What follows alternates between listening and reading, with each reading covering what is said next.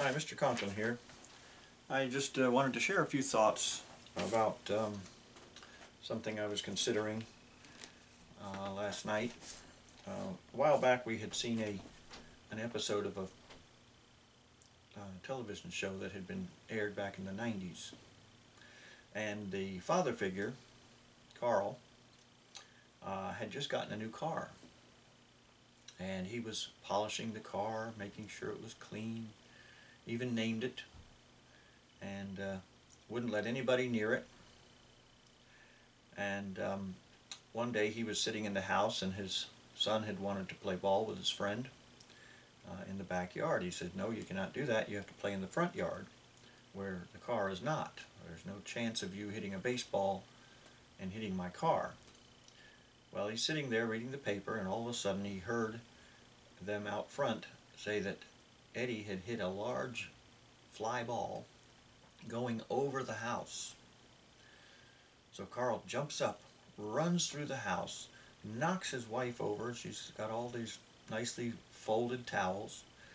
Knocks another person over on the way to his car, dives onto his car just in time to catch the ball from hitting his car. Saved again. So he congratulated himself and went back inside with the ball, high-fiving everyone on the way back in.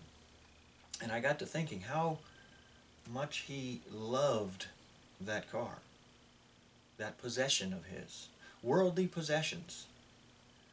And I get to thinking about what is our desire, what is our affection. There's a verse that is in one of your paces, at least one of your paces, that you guys memorize. It's set your affections on things above, not on the things on the earth. That's in Colossians 3:2. Set your affections on things above. What is that talking about? That's heavenly things, spiritual things, things that will count for eternity, not on things on the earth. See, things on the earth, they're going to get old, they're going to fall apart, they're going to break. Even friendships, a lot of times, even marriages, even the best buds can have arguments and perhaps drift apart and things like that. But especially worldly things, especially temporary things like cars and video games and all these things that we put so much affection on, so much emphasis on. We want to protect them. We want to get bigger and better. We have $200 tennis shoes that we want to keep from getting dirt on so we don't wear them outside. $200 headbands. $100 backpacks that we don't want to even use. What good is a backpack if you can't use it? What good are a pair of shoes if you can't wear them outside? Well, Jesus was speaking to his disciples in Matthew chapter 6. And he says, "Lay not up for yourselves treasures upon earth, where moth and rust doth corrupt, and where thieves break through and steal. But lay up for yourselves treasures in heaven, where neither moth nor rust doth corrupt, and where thieves do not break through nor steal. For where your treasure is, there will your heart be also." And that's the most important part of those verses. Where your treasure is, there will your heart be also. Where is your heart? What do you consider the greatest treasures? Do they consider it your friends? Do they consider your car? Do you consider your tennis shoes, your games, whatever? Whatever you put the greatest emphasis on basically becomes your treasure. Jesus is saying, put your treasures and put your desires and your affections on heavenly things, things that will last, things that aren't going to corrupt, things that aren't going to be stolen and taken away from you, things that aren't going to break. I have some t-shirts that are pretty old. I use them as work shirts. They've got paint from 50 different painting projects. And one of these days, those t-shirts, I'm going to have to throw them out. Too many holes. I remember one I had that I've had probably for 20 years.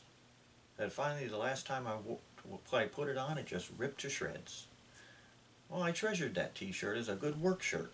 Had a lot of memories, a lot of painting memories, but I had to get rid of it. That's kind of a silly thing, but a lot of times we put too much emphasis on things that they're not going to last for long. Worldly things, not going to last for long. Moth and rust are going to corrupt. But the most important thing is where we set our treasure on, where we have our heart, and it should be on things of God. It should be on the Word of God. It should be on our souls. It should be on teaching our kids and our friends about the Word of God and about Jesus Christ who died for us. God's treasure is humankind.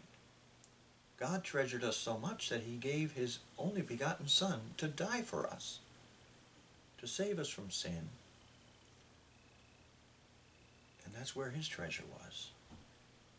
He wanted to find that treasure hidden in a field, as another parable would say.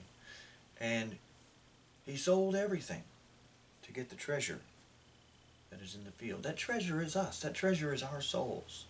And if God put so much emphasis on us, certainly we should be putting a lot of emphasis, if not all our emphasis, on God and the things of God and the things above. So I want to leave you with that thought. Set not your affections on things on the earth, but on things above. Thank you.